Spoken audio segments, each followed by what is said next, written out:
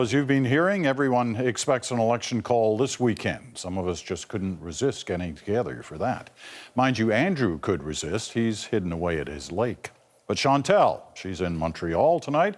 Bruce is in Ottawa and here in Toronto. Huffington Post Ottawa Bureau Chief Althea Raj and Maclean's national columnist and the host of next week's first National Leaders Debate, Paul Wells. We'll get to that in a bit, Paul. Welcome, everybody.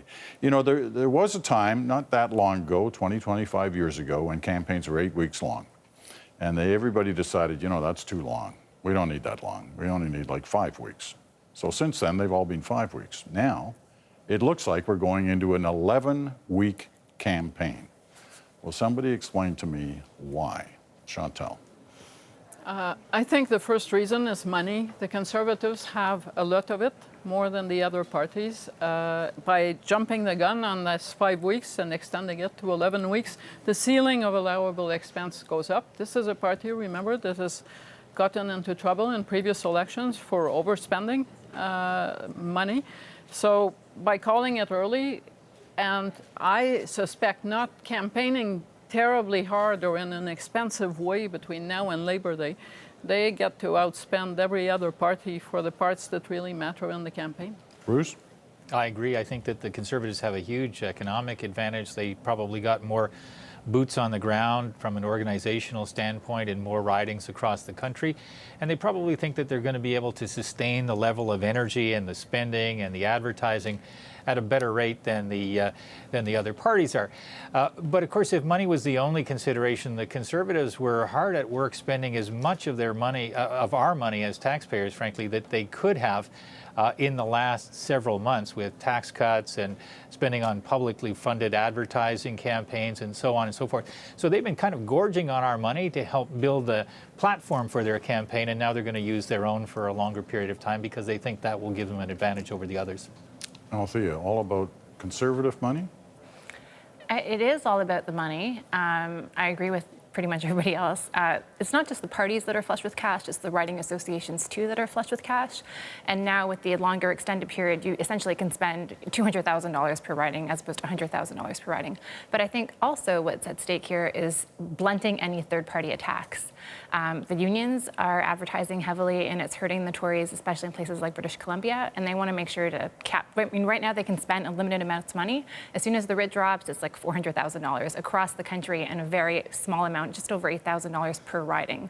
So it pretty much blends anything like Engage Canada and the unions are working on. Okay, and just so as not to confuse people, when we're talking about third party, we really mean third party, not a political not party. Political parties. But like you say, unions, special interest groups who want to try and get in on the action. Exactly. Paul, what are you hearing? Yeah, the caricature that of Stephen Harper is a guy who's always on the attack, always on the offensive.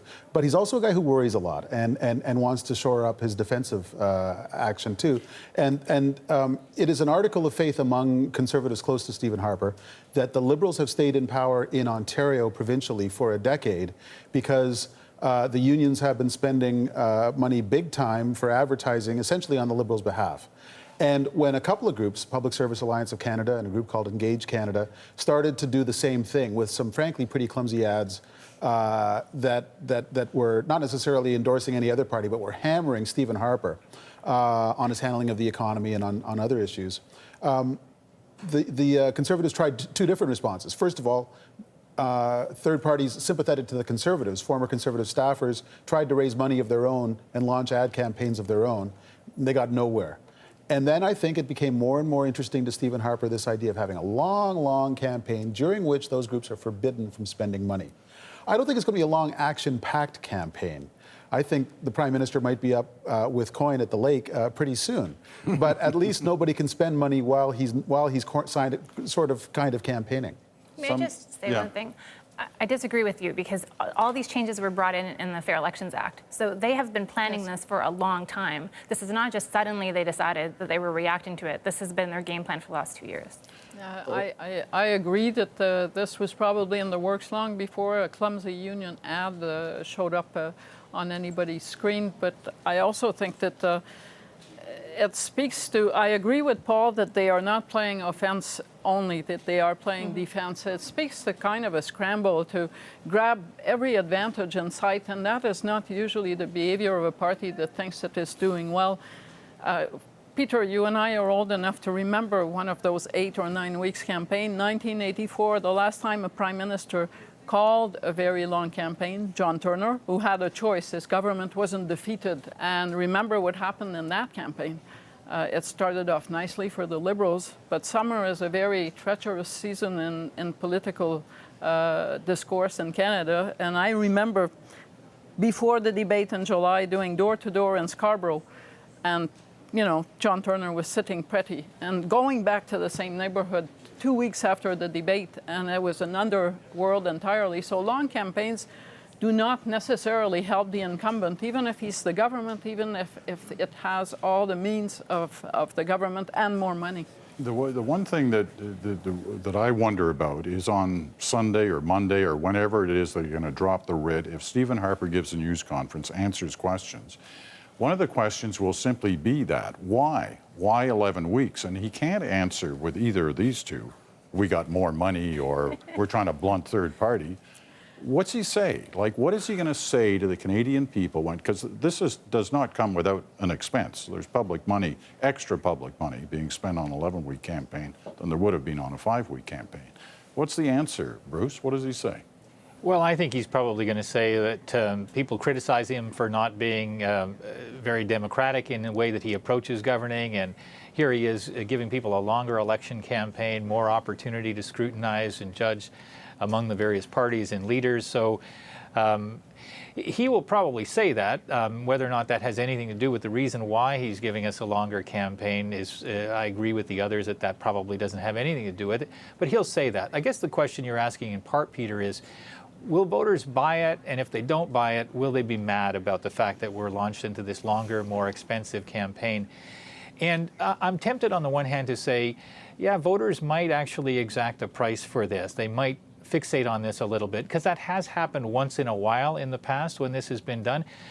But there have been lots and lots of things in the last 10 years that voters could have become upset about in terms of decisions that the Prime Minister made that seemed to be a little bit outside the rules of fair play, and voters often didn't get exercised about that. So, if past is prelude, then it would be a safer bet that voters won't get preoccupied with the fact that we're in a longer campaign and it might cost them a little bit more as taxpayers. Okay, one thing that is true is we've kind of been in a campaign for at least the last month or couple of months, and all parties have shown us a little bit of what they're about, campaign style.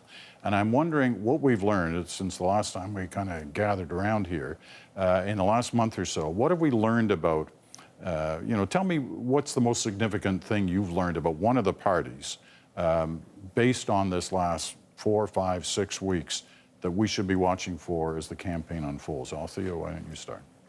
Well, I think we've learned that the NDP appear to be ready. They were doing a tour of Ontario, southwestern Ontario and northern Ontario just last week, and it pretty much went off logistically, at least, gaffe-free. They even were testing their war room and launching attack ads against themselves, fake attack ads, obviously, and reacting apparently quite well. But I think we also saw Mr. Mulcair kind of stumble. He was caught twice in editorial boards, saying generalities during his public statements, and then when questioned, he actually had nothing really to say and actually contradicted himself on things like a national auto strategy. So I think he might need to be a bit more briefed, especially when he goes to local areas that have local issues and want, actual real answers and not just platitudes. So we'll see. I suspect that is something they are working on at this moment. Paul, what have you seen? That the Conservatives are full of surprises. In 2011, Stephen Harper ran as the sort of dull, angry guy who just wanted to govern, and these crazy opposition parties had interrupted him and forced this election. And he ran a very minimalist, really very prosaic campaign. But already in the last week, we've seen this crazy early writ drop. We've seen his new policy on the Senate to formalize a policy of not appointing any senators, constitutionally dodgy. And then his intention to introduce a bill, if he gets reelected, to make it so that some other party, Justin Trudeau, can't reform the electoral system without a national referendum, which would be the first national referendum since Charlottetown. I don't think this is all necessarily part of a master plan. The idea that Harper is some sort of puppet king who has a perfect plan for anything, I don't think that's always the case, or sometimes even often the case.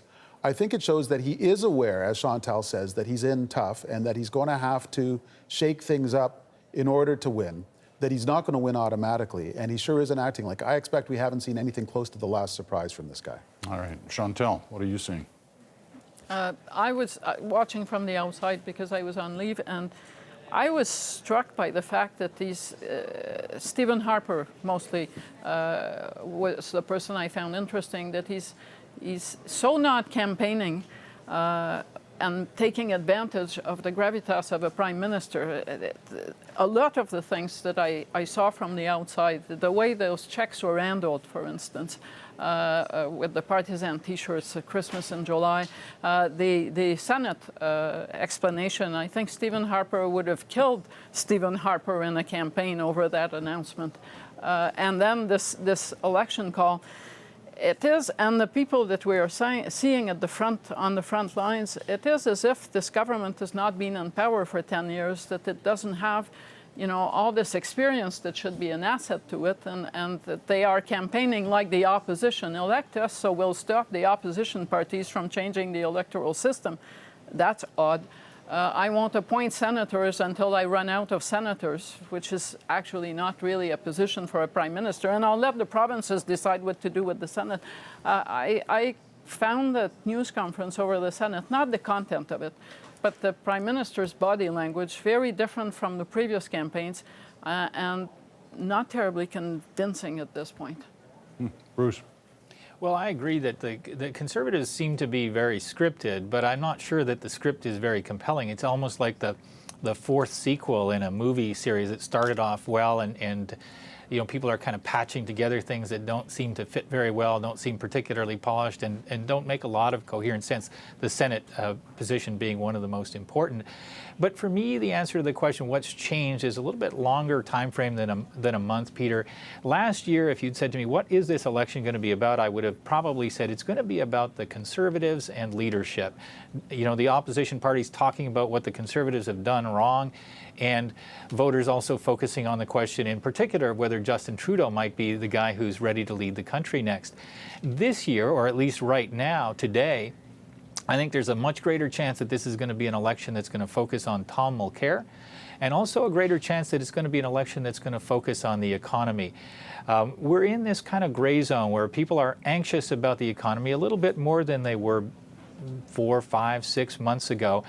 And I think that's going to put a greater focus on Tom Mulcair, specifically on economic policies. Challenges that he's going to experience are going to be about pipelines, about TPP, and about whether the NDP is really a brand that you can trust to offer the kind of policy that Canadians have generally gravitated towards, which is to say on the center of the spectrum, a somewhat stimulative but also fiscally conservative. All right, I got to take a break here, but before I do, I just want to bring in the issue of the debate, your debate that starts next week, next Thursday night, the Rogers debate that Paul will be hosting. Nobody here spoke about Justin Trudeau in this last round. He's been kind of MIA in the last little while, and one assumes he's trying to get ready for that debate, which may well be more critical for him than anyone. Yep. What can you tell us about what that debate is going to be like? By the luck of the draw, the first question on in the first segment on the debate, which is about the economy, the most important issue on Canadians' mind, will go to Justin Trudeau. And the first leader to respond to Mr. Trudeau will be Stephen Harper. We're going to have a fun night. It was always a bit of an experiment. I've wanted for 2 previous election cycles to try and find a way for Maclean's to horn in on the consortium action, the oligopoly of the broadcast networks. That's us you're talking about, right? Yeah, I wanted to have some fun too. Yeah. But when the parties, first the Greens and then the NDP and then the Conservatives and then the Liberals agreed to do ours, it was going to be a bit of an experiment. We wanted to be first. It was going to be in the dead of summer. We weren't sure how many people were going to watch, although I had a hunch it was going to find a really big audience. Now this is the first main event of a very surprising and really crucial campaign. And we are confident that people are going to want to check out what all the leaders have to say in our debate next Thursday, August 6th. Yeah. You don't want to give the times or anything as well? 8 to 10 Eastern. Yeah, doing a heck of a job there for Rogers. All right, we're going to take that quick break, but when we come back, more on the debate. What real stakes could they have next week when the leaders meet?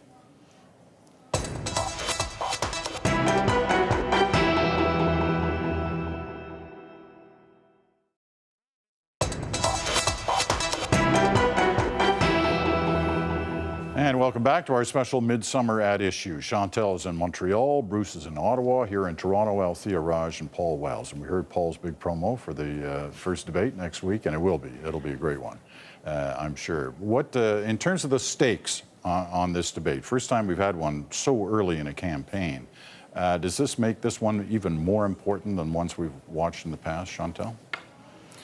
I think it's important. Obviously, every debate is for every leader. I think it's particularly important for Justin Trudeau because if you look at the trend, this is dangerously sliding from his perspective into a two-way race between the NDP and the Conservatives, and he has to go there and come out of there with the campaign still a three-way race.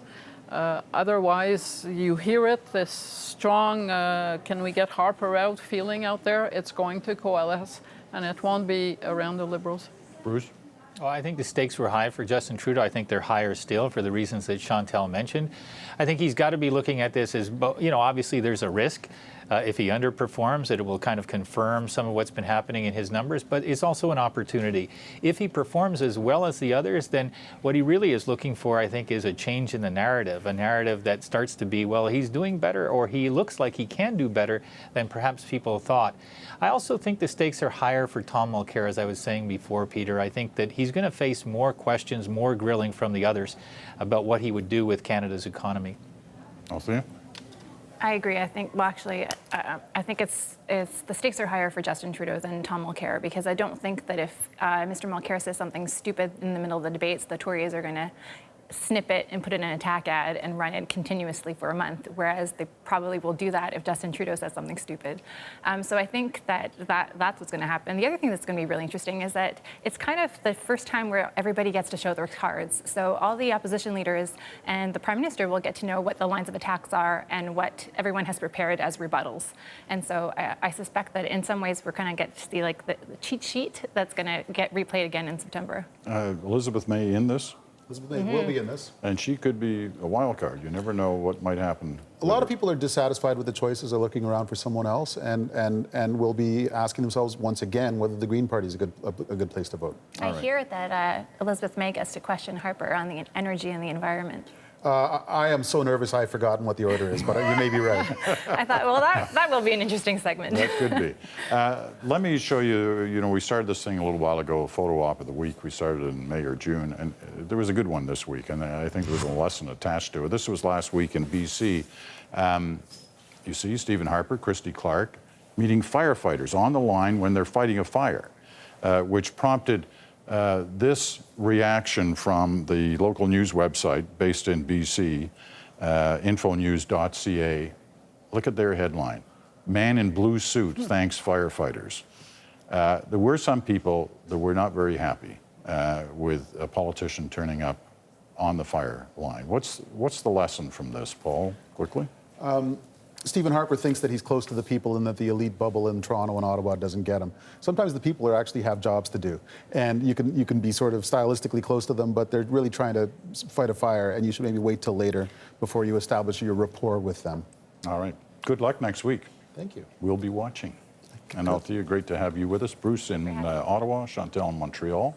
Now, with so many things happening, At Issue is going to be around over the next few weeks, quite a bit. Special sessions the night before and the night of next week's debate. So that's next Wednesday and Thursday.